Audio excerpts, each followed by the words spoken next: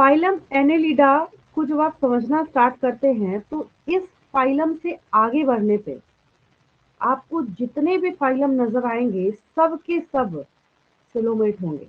आंख बंद करके इसके बाद के जितने फाइलम है सब में आप लिख सकते हैं। Annelida coelomate, Arthropoda coelomate, Mollusca coelomate, Echinodermata के मैमल तक जिसको जिसको आपको लिखना है सब में आप आसानी से क्या लिख सकते हैं। धीरे धीरे करते करते बहुत आगे जब चले जाते हैं तो लिखना भी बंद कर देते हैं। याद आ जाता है कि हाँ भाई ठीक है, अब तो क्या होगा, सारे के सारे किलोमीटर होंगे ही होंगे। जब मैं आपको बेसिस ऑफ क्लासिफिकेशन सिखा रही थी तो बेसिस ऑफ क्लासिफिकेशन को सिखाते वक्त मैंने आपको क्या सिखाया था? सेगमेंटेशन सिखाया था। क्या सिखाया था मैंने आपको? सेगमेंटेशन सिखाया था। उस सेगमेंटेशन में मैंने आपको एक बात समझाई थी कि जब किसी ऑर्गेनिज्म की बॉडी में, जैसे यहाँ पे आपको बहुत सारे सेगमेंट्स नजर आ रहे हैं, बहुत सारे सेगमेंट्स जो है वो देखने को मिल रहा है। तो जब किसी ऑर्गेनिज्म की बॉडी में इजीली बहुत सारे सेगमेंट्स जो हैं वो आपस में एक दूसरे को रिपीट करते हैं, जैसे ये उसमें बहुत अच्छा प्रोमिनेंट नहीं दिख रहा था, यहाँ पे आपको बहुत अच्छा क्रिस्टल क्लियर जो है वो सेगमेंटेशन नजर आ रहा है। ये देखिए दिख रहा है सबको, है ना? कितना बढ़िया सेगमेंट यहाँ पे दिख रहा है। अब अगर स्लाइड पे इतने पोर्शन को और इतने पोर्शन को, ठीक है, आपको कोई रख दे और बोले बताओ मुझे कि कौन सा सेगमेंट कौन सा है, कौन सा सेगमेंट कौन सा है, लेकिन यहाँ पे इसका जो सेगमेंटेशन है वो एक्सटर्नली है। ऐसा इसका बोलने का बिल्कुल भी मतलब नहीं है कि आपको बाहर की साइड से अगर यहाँ पे सेगमेंट दिख रहा है तो अंदर के साइड भी सेगमेंट है इसमें, नहीं। अगर अंदर के साइड में भी सेगमेंट ऐसी काट दे हम तो बेचारा सिस्टम क्या कैरी करेगा, ठीक है। तो जिसकी वजह से, और इसके जो मान लीजिए हम यहाँ पे एक यूनिट को देख रहे हैं, इसके बीच के एक यूनिट को हमने यहाँ पे उठाया ऐसे और ऐसे, और वन यूनिट को जब हम देख रहे हैं तो इस वन यूनिट को मेटामेयर बोलते हैं। तो जिसके लिए मैंने आपको क्या सिखाया था? मेटामेरिक सेगमेंटेशन सिखाया था। क्या सिखाया था मैंने आपको?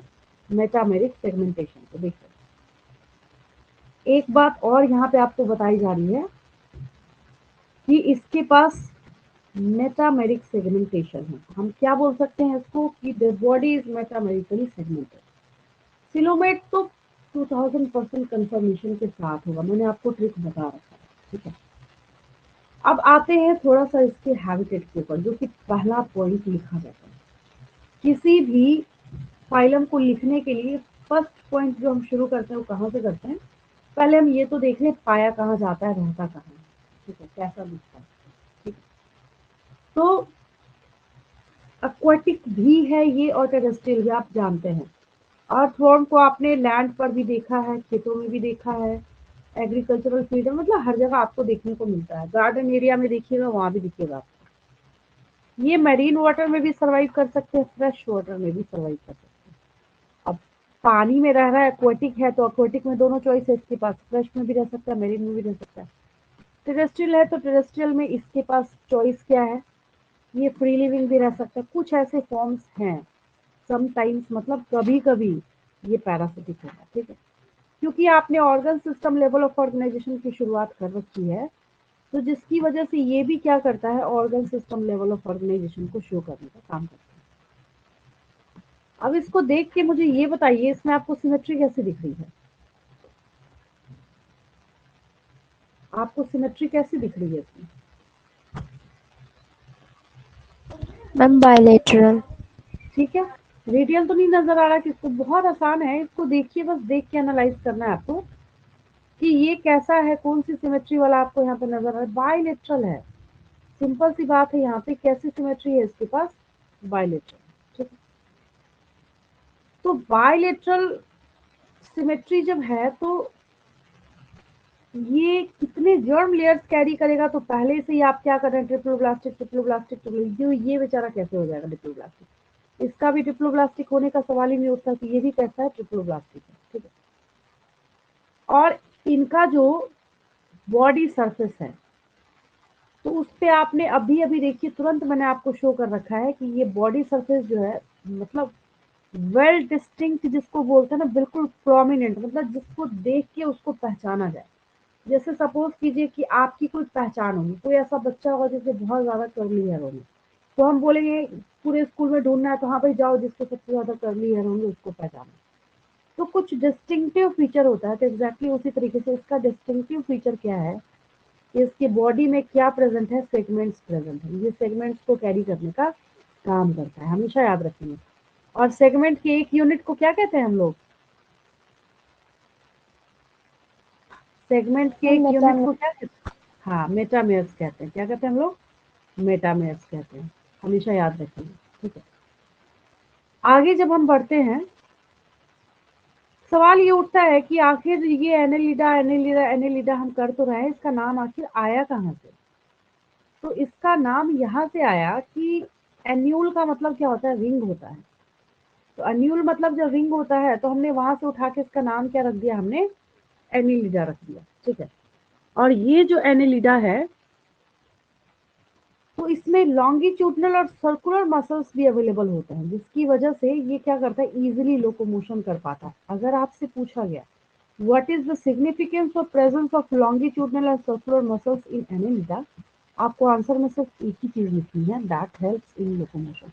इसकी लोकोमोशन में लॉन्गिट्यूडनल और सर्कुलर मसल्स हेल्प करेंगे। लेकिन सवाल जब यहाँ पे ये आता है कि इसके नर्वस सिस्टम के नाम पे होगा क्या, तो वहां पे बच्चों को समझने में थोड़ी दिक्कत आती है, क्योंकि गैंग्लिया जो टर्म है वो भी बच्चों के लिए काफी नया होता है।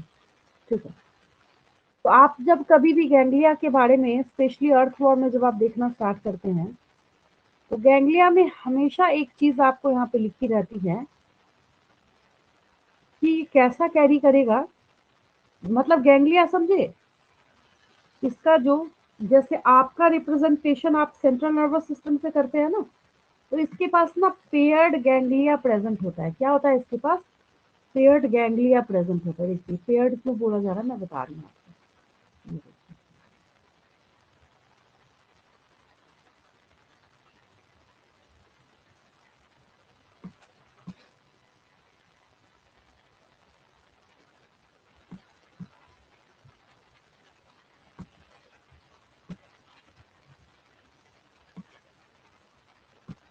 आपको यहाँ अच्छा है डायग्राम, ये दिख रहा है क्लियरली इसका। ये एक गैंग्लिया नजर आ रहा है यहाँ पे आपको, और ये दूसरा दिख रहा है। तो यहाँ पे अब नीचे जब आप यहाँ देखेंगे तब नहीं पता चलेगा, यहाँ देख के कोई बच्चा नहीं सोच सकता कि पेयर में है। तो एक्चुअली क्या है, ये अपनी ब्रांचिंग लेके जा रहा है, और ये दूसरा वाला जो बल्ब लाइक स्ट्रक्चर है ये अपनी यहाँ पे, तो जिसकी वजह से हम लोग क्या बोलते हैं कि ये पेयर्ड गैंग्लिया को कैरी करता है। गैंग्लिया प्लूरल होता है, अगर आपको एक बोलना है तो गैंग्लियन बोलना पड़ेगा आपको। क्या बोलना पड़ेगा, तो अगर आपसे पूछा गया कल को जाके कि the neural system in earthworms, the neural system in Annelida is represented by, तो आपको ऑप्शन कौन सा टिक या मार्क करना होगा, वहां पे गैंग्लिया। बात समझ आई, ठीक है। और मोस्ट इम्पॉर्टेंट, जैसे आपने, अगर मैं पूछूं कि जो प्लेटीहेलमिन्थस हैं वो अपना एक्सक्रीशन किसके थ्रू करते हैं, नाम बताएंगे फटाफट। एक्सक्रीटरी स्ट्रक्चर क्या है इसका, ऑस्मोरेगुलेटरी। फ्लैटवर्म्स का, प्लेटीहेलमिन्थस का फ्लेम सेल्स। फ्लेम सेल्स है। ठीक उसी तरीके से इसका जो एक्सक्रीटरी और ऑस्मोरेगुलेटरी स्ट्रक्चर है वो नेफ्रीडिया है। क्या है, नेफ्रीडिया है। अगर आपको एक बोलना है तो नेफ्रीडियम बोलेंगे। क्या बोलेंगे, नेफ्रीडियम बोलेंगे। ठीक है,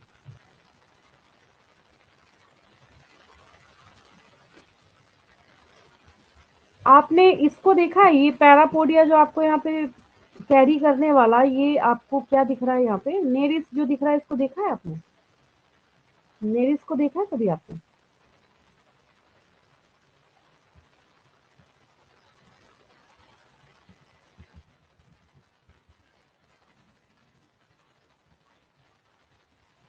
देखिए मैं रियल दिखाती हूँ आपको, तब आप बोलेंगे हाँ हमने देखा है, तो जरूर देखा होगा आपने।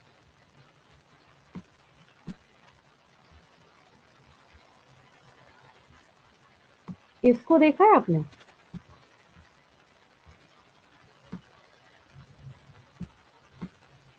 पता नहीं, हम लोग तो इसको इधर कान खुजरा बोलते हैं, आप लोग क्या बोलते हैं पता नहीं।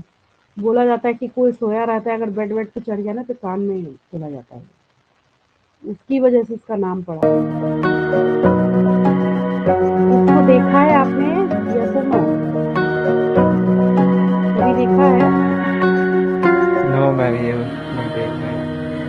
फिर तो आप लोग दूसरे प्लेनेट पे देखा जरूर होगा आपने, जरूर देखा। ऐसा हो ही नहीं सकता शायद गार्डन भूल एरिया गए में। थे, हाँ, ज्यादा ध्यान तो नहीं थे होगा नहीं। या फिर हो सकता है मुझे जिस टाइम नहीं दिखाना करेंगे, तो देखा तो जरूर होगा। ऐसा नहीं हो सकता है कि आपने नहीं देखा, है ना? कई बार तो ऐसा होता है कि पानी वानी में स्विम करता हुआ भी दिख जाता है मुझे। मेरी स्विम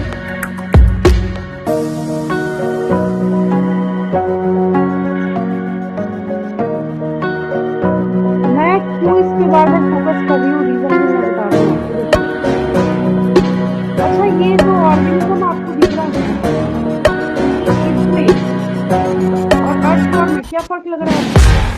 डिफरेंस क्या लग रहा है? इसको देखा है? देखिए, तो यही तो है वो। मैं बोल रही थी कि शायद हो सकता है मैंने इमेज देखी है, देखा जरूर है। हाँ, तो मैं चीज पूछ रही थी कि अगर मैं आपसे क्वेश्चन पूछूं कि एक मैंने अर्थ फॉर्म रखा आपके सामने, दूसरा ये नेरिस्ट रखा, तो दोनों में फर्क क्या है, क्या डिफरेंस है? क्या अर्थ फॉर्म में ऐसे साइड साइड में निकले हुए थे क्या इस तरीके से अपेंडेजेस, लेटरल अपेंडेजेस थे नो क्या अर्थ मैम, फॉर्म में? याद कीजिए तो। No ma'am. लेकिन सेगमेंटेशन ये भी बहुत अच्छा कैरी कर रहा है, तभी वो मैंने लिया, मैं ट्राई कर रही हूँ। तो फिर दूसरा सवाल यहाँ पे जो उठता है कि ये जो यहाँ लेटरल अपेंडेजेस कैरी करने का काम कर रहा है, तो शायद तो नाम होगा इसका, इसको हम पैरापोडिया कहते हैं। ये जो आपको दिख रहा है ना नीचे में सारे जो लेटरल अपेंडेजेस आपके सामने नजर आ रहे हैं, इसको हम पैरापोडिया कहते हैं। तो कल को जाके अगर आपसे पूछ लिया जाए which of the following organism possess parapod, आपको मैंने ऑप्शन भी लिख दिया, यूप्लेक्टिला, नेरिस, ऑस्ट्रियम, एस्केरिस, क्या लगेगा? तो क्या करेंगे? कौन? नेरिस, याद रखना, ठीक है? तो ये नेरिस जो है ये लेटरल मतलब साइड साइड में बहुत सारे अपेंडेजेस कैरी करने का काम करता है, जिसको हम पैरापोडिया कहते हैं। याद रहेगा? Lateral appendages in Nereis are known as parapodia. याद हो गया? क्या बोला मैंने? Parapodia. Lateral appendages in Nereis are known as parapodia. अब करेगा क्या भाई?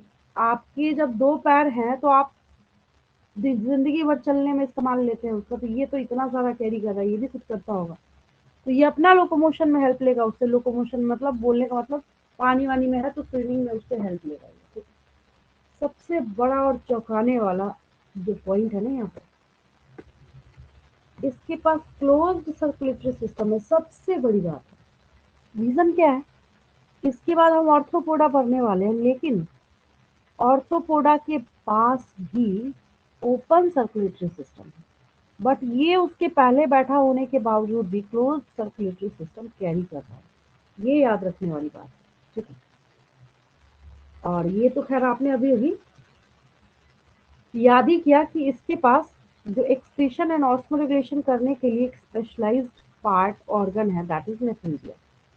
इसका न्यूरल सिस्टम कौन रिप्रेजेंट करेगा? गैंग्लिया, पेयर्ड गैंग्लिया है इसके पास, देखा आपने। लेकिन गैंग्लिया जो भी आपने देखा, तो ऐसा तो नहीं है कि हमने मतलब धागे की तरह बस एक बना दिया थ्रेड और हो गया।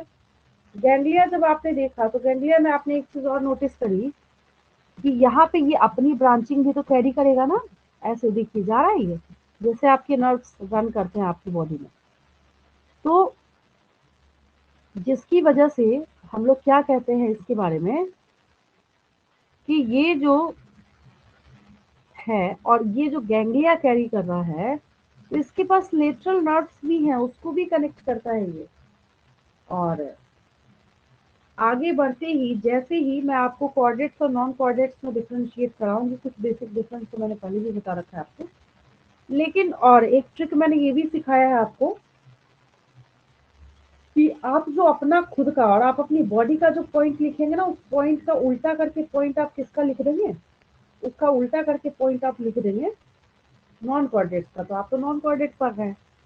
आपकी बॉडी में कैसा नर्वस सिस्टम है? तो सिंगल है, डॉर्सल है, तो सिंगल का उल्टा क्या हो गया? डबल, आप में डोर्सल है तो इसमें क्या हो गया, वेंट्रल।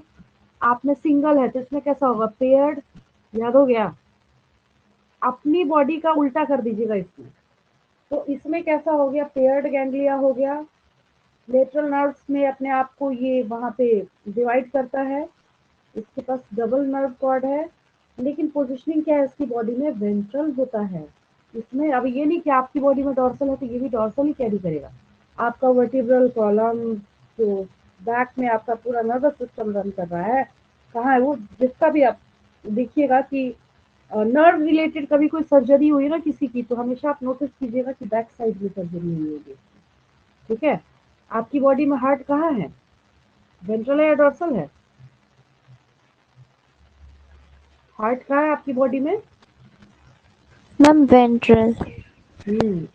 डॉर्सल नहीं है, मतलब मैं चेक कर रही थी कि वेंट्रल डॉर्सल पोजीशन में आपको कोई दिक्कत तो नहीं। वेंट्रल मतलब आपका फेस वाला फ्रंट साइड, और डॉर्सल मतलब क्या हो गया, बैक साइड हो गया। बैक साइड को हम लोग क्या कहते हैं, डॉर्सल साइड कहते हैं। ठीक है। तो इसके पास क्या है, डबल वेंट्रल नर्व कॉर्ड है, ह्यूमंस के जस्ट अपोजिट, मतलब कॉर्डेट्स के जस्ट अपोजिट। वो तो याद रखने के लिए मैं बोलती हूँ, क्योंकि आपको अपनी बॉडी का तो ज़्यादा अच्छा पता होगा, बातें भी समझ आएंगी, तो उसके लिए मैं बच्चों को ट्रिक बताती हूँ कि जो तुम्हारी बॉडी का फीचर उसको उल्टा करके हमेशा याद रखना इसके बारे में। नेरिस के बारे में अभी भी आपने देखा, और आपने देखा भी पानी में भी इसके फॉर्म। तो नेरिस कैसा है, एक्वाटिक फॉर्म है, लेकिन डायशियस है। कैसा है ये, नेरिस डायोशियस है। बोलने का मतलब मेल नेरिस अलग होगा, फीमेल अलग होगा, लेकिन अर्थवर्म और लीच जो है ये बाइसेक्सुअल है। बाइसेक्सुअल के लिए वर्ड आता है मोनोशियस, और मोनोशियस बोलने का मतलब है कि एक ही बॉडी पे ये मेल और फीमेल दोनों गैमेट को बनाने की कैपेबिलिटी रखते हैं। ठीक है। तो आगे आपके पास एक चैप्टर है, स्ट्रक्चरल ऑर्गेनाइजेशन इन एनिमल्स। उसमें आपको देखने को मिलेगा कि जब आप टेस्टिस देखेंगे और ओवरी देखेंगे अर्थवर्म में, तो दोनों आपको एक ही बॉडी में दिख जाए। जो कॉमन सेंस है ना, उसको देख के तो कोई भी बोल सकता है ना कि अच्छा, अब इसके बोलने का मतलब हम समझ रहे हैं बहुत अच्छे से कि जो अर्थवर्म है ये क्या करता है, क्योंकि दोनों ही गेमेट बनाने की कैपेबिलिटी अपने पास रखता है, दैट मीन्स कैसा हो गया ये, बाइसेक्सुअल हो गया। बाइसेक्सुअल बोलने का मतलब कैसा हो गया ये, हर्माफ्रोडाइट हो गया। देख, जब आप इस अर्थवर्म के रिप्रोडक्टिव सिस्टम को देखते हैं तो क्या है इसके पास, अब कितना चौंकाने वाला है ये देखिए, टेस्टिस भी है, मेल गैमेट बनाएगा, ओवरी भी है इसके पास, ये फीमेल गैमेट बनाएगा, बस हो गया। तो जिसकी वजह से कैसा हो गया, ये बाइसेक्सुअल हो गया। कैसा हो गया ये, बाइसेक्सुअल। बाइसेक्सुअल की टर्म क्या सिखा रखा मैंने आपको, हर्माफ्रोडाइट। क्या सिखा रखा मैंने आपको, हर्माफ्रोडाइट। तो कंफ्यूजन को दूर करने के लिए ये पॉइंट तो जरूर ही याद कर लेंगे कि आपके पास इसमें सिर्फ एक नेरिस जो है वो डायशियस है, मतलब नेरिस में इतनी एडवांसमेंट तो है ही है कि मेल और फीमेल अलग अलग है। दूसरी भाषा में हम क्या बोल सकते हैं, Nereis possess sexual dimorphism. Earthworm और लीचेस सेक्सुअल डायमोर्फिज्म शो नहीं करेंगे, because the sexes are not separate. Sexes are not separate का मतलब ये है कि वो ऑर्गेनिज्म मेल और फीमेल दोनों गेमेट को खुद ही सेम बॉडी में बनाने की क्षमता, कैपेबिलिटी रखता है। ठीक है। अब भाई जब टेस्टिस ओवरी है तो हवा में तो ऐसी बिना रीजन के तो इस दुनिया में कुछ नहीं होता।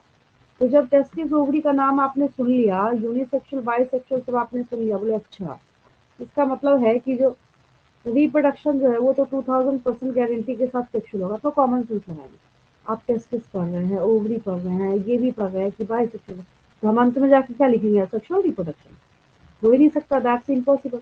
रिप्रोडक्शन कैसा होगा इसका, सेक्सुअल होगा। ठीक है। आगे देखिए। अब ये सारे फॉर्म्स हैं जिसको आपने देखा, एग्जाम्पल तो बहुत ही आसान है, ये सब आपका देखा हुआ एग्जाम्पल है।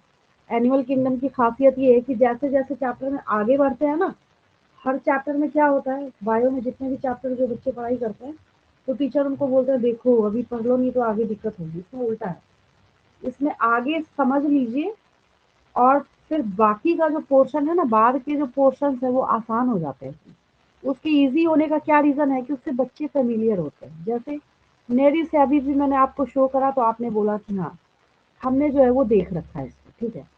तो नेरिस जो है इसके पास पैरापोडिया था। नेरिस की क्या खासियत थी कि ये बहुत सारे पैरापोडिया को कैरी करने का काम करता था। अब अर्थवर्म है, इसको भी आपने देख रखा है, तो अर्थवर्म से तो काफी फेमिलियर है। अब ऐसा तो नहीं कोई बच्चा जिसने अर्थवर्म नहीं देखा, मतलब अर्थवर्म नहीं देखा, कोई ऐसा ही बच्चा है क्या इसमें? नहीं, नो फिर मैम। तो आप पक्का दूसरे प्लेनेट से होंगे अगर अर्थवर्म भी नहीं देखा होगा तो। और अगर आप साइंटिफिक नेम लिख रहे हैं तो मैंने आपको क्या सिखा रखा है, scientific name should be underlined separately according to binomial nomenclature. तो ये फेरेटिमा पोस्टुमा जो है ये अर्थवर्म है, ठीक है। और एक आता है हीरोडिनारिया जिसको आपने देख रखा है, इसको ब्लड सकिंग लीच कहते हैं। तो अलग से ये कॉमन नेम जो है ना, ये कॉमन नेम लिख के और आपको सीधा सीधा इसके ऑप्शंस डाल के आपसे क्वेश्चन पूछ लिया जाएगा, which of the following is referred as the blood sucking leech, या फिर जो ब्लड सकिंग लीच है वो ऑर्गेनिज्म किस फाइलम को बिलोंग करता है, कुछ भी है। जो अब बोला क्यों जा रहा है इसको ब्लड सकिंग लीच, तो आप देखिए मुझे पता ही चल जाएगा। ये भी आपने देख रखा है, चलो जरूर देखा होगा, ऐसे तो जमीन पे भी चलते हुए देखा होगा आपने।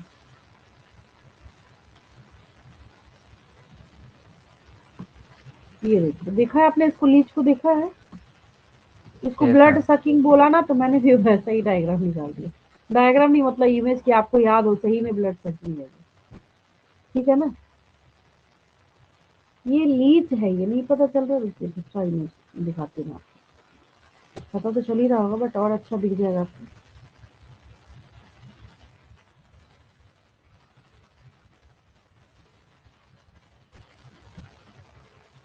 ये देखिए ये लीच है, इसकी बात नहीं करती।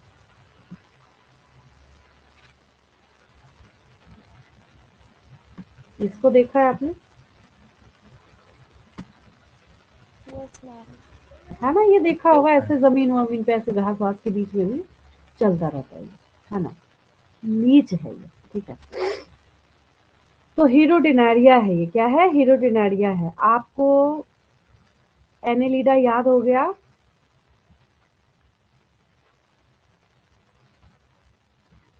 चलिए अपने आप को चेक कर लीजिए, कुछ क्वेश्चन पूछ रही फटाफट आंसर करेंगे जैसे आप देते हैं हमेशा।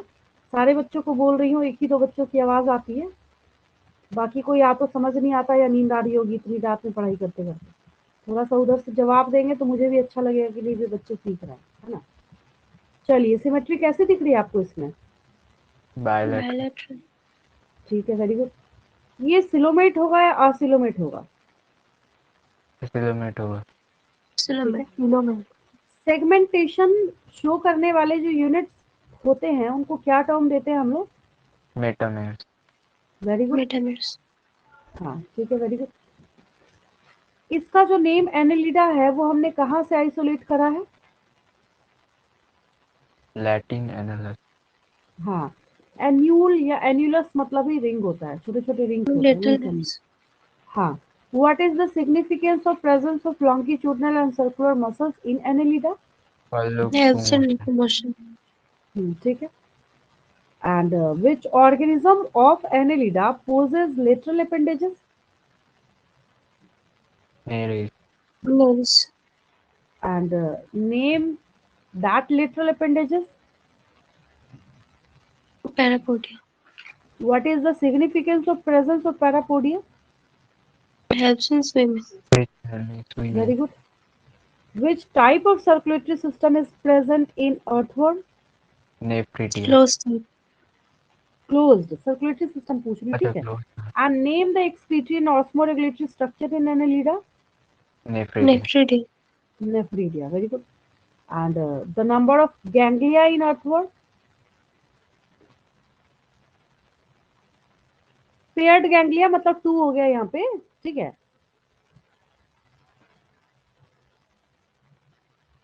Which organism of annelida is unisexual?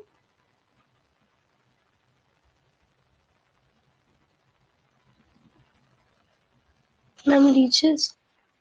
Nereis जो है सिर्फ एक ये यूनिसेक्सुअल है, मतलब डायशियस है। एंड अगर मैं आपको बोलूँ कि give examples of bisexual organisms of Annelida, तब आप लिखेंगे यहाँ पे अर्थवर्म एंड लीचेस। ठीक है, 10 क्वेश्चन तो ऐसे ही आपने मतलब विद इन 2 मिनट्स 10 क्वेश्चन जो ऐसे जुबान से कर लिया आपने। ठीक है, और सबसे बड़ी बात जहाँ पे जाके ये एनिमल किंगडम फंसता है, मैं बार बार रिपीट कर रही हूँ। अभी आपको बहुत आसान लग रहा होगा, तो भी मैं बता सकती हूँ। अभी मैं पूछ रही हूँ तो आपको मेरे ख्याल से कॉपी बुक कुछ भी देखने की जरूरत नहीं पड़ रही होगी मेरे क्वेश्चन का आंसर देने के लिए, यस और नो, है ना? अभी तो यस आप खुद मैम। ही कर रहे हैं ना आंसर। ऐसा अब इतनी जल्दी तो कोई बता भी नहीं सकता जितना जल्दी आप आंसर कर रहे हैं। बात सिर्फ कहाँ फंसेगी, आगे जाके एग्जाम्पल तो मैं बार बार रिपीट कर रही हूँ। नंबर जो उसको याद कर लीजिए, मतलब आज की क्लास को एक ऐसे मतलब ब्रेन में प्रिंट करना है कि हाँ भाई, अगर हम पढ़ रहे हैं, हम पढ़ाई कर रहे हैं किस चीज के बारे में, यहाँ पे एनेलिडा के बारे में, तो हमने उसमें नेरिस देखा था, उसमें हमने पैरापोडिया देखा था, फिर हमने अर्थवर्म देखा, फिर हमने ब्लड सकिंग लीच देखा था। इतना हमने देखा है, दैट मीन्स कि अच्छा ये एग्जाम्पल है, ये क्लासिक एग्जाम्पल है किसके, एनेलिडा के। रटने पे चलिएगा बहुत मुश्किल में पड़ जाइएगा, बार बार मैं रिपीट कर रही हूँ। इस चैप्टर के जितना आसान चैप्टर कोई है भी नहीं, कोई कॉम्प्लिकेशन थोड़ी, अभी आपको थोड़ी पढ़ना है कि मैं आपको अर्थवर्म का रिप्रोडक्टिव सिस्टम पढ़ाना स्टार्ट कर दूँ, या फिर मैं ये पढ़ाना स्टार्ट कर दूँ। चलो अर्थवर्म का जो डिटेल सर्कुलेटरी सिस्टम है मैं बताती हूँ, आगे जाके ग्रेजुएशन में सब पूरा डिटेल पढ़ना पड़ता है। तो आपको कॉम्प्लिकेशन से बच गए ना, आपको उतनी डिटेलिंग तो करनी ही नहीं ना, आपको तो इतने के बीच में ही देखना है। तो बस एग्जाम्पल एग्जाम्पल है, तो ईच एंड एवरी कैटेगरी के रिगार्डिंग जो एग्जाम्पल है उसका एक बड़ा सा, अभी नहीं पूरा कंप्लीट हो जाने देंगे, पूरा चार्ट में सिर्फ एग्जाम्पल एग्जाम्पल एग्जाम्पल सारी कैटेगरी को लिख के रूम में अपने पेस्ट कर लेंगे, याद हो जाएगा हमेशा। ठीक है, बार बार देखेंगे तो उसे भी याद हो जाएगा। कोई डाउट किसी को आज की क्लास से? No ma'am. क्लियर है बिल्कुल? Yes, ma'am. Yes ma'am. Clear करूँ मैं?